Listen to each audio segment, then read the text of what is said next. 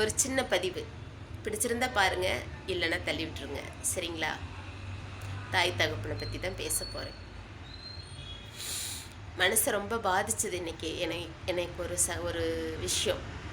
அதனால சரி உங்கள்கிட்ட சொல்லலாம், பேசலாம் அப்படிங்கிறதுக்காக தான் இந்த பதிவு போடுறேன்.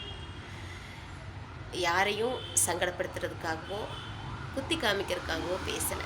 என்ன பாதித்த விஷயத்த உங்ககிட்ட பகிர்ந்துக்கிறேன், அவ்வளோதான்.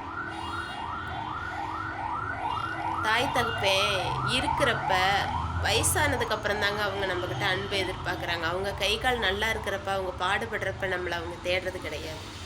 அவங்களால இயன்றதை நமக்கு கொடுத்து தான் உதவுறாங்க.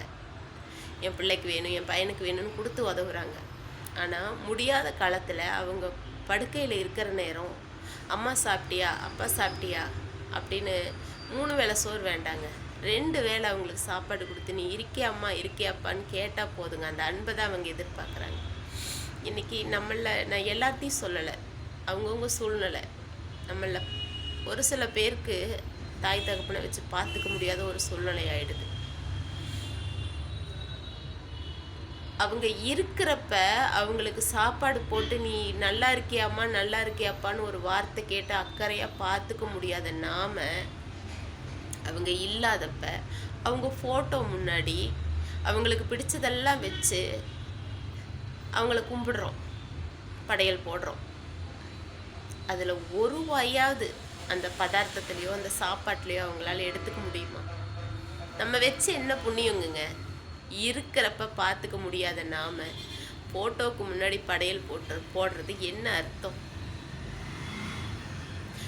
நம்ம பிள்ளைகளை என்ன நினச்சி வளர்த்துறோம்?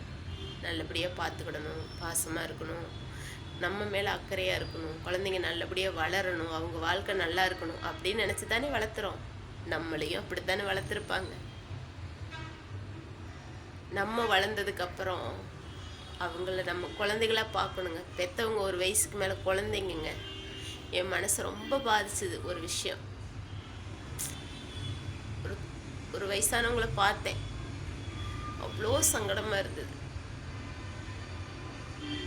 இல்லைங்க, எல்லாரும் இருக்கிறாங்க, இருந்தாலும் அவங்க வெளியில் சொல்ல தெரியல.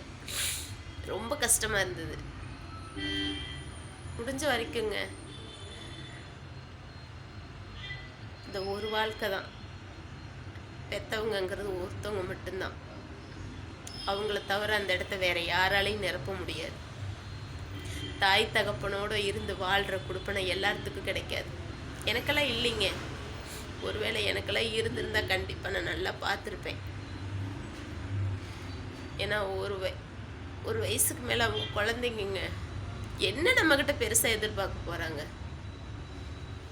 அன்பை தவிர ஒரு மூலையில் ஒரு இடம், கொஞ்சம் சாப்பாடு, அவ்வளோதானே. நம்ம சாப்பிட்றதுல ஒரு பங்கு தானே அவங்களுக்கு கொடுக்க போகிறோம்.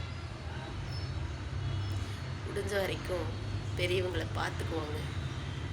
அவங்கள பொக்கிசங்க. அவங்க வாழ்ந்த காலத்தில் நம்மளை இப்படி வச்சு தாங்கி இருக்கிறாங்க, என் பிள்ளை என் பையன் அப்படின்னு சொல்லி.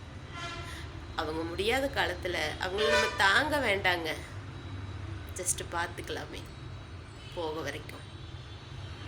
உங்களுக்கு நான் சொல்கிற விஷயம் பிடிக்காது.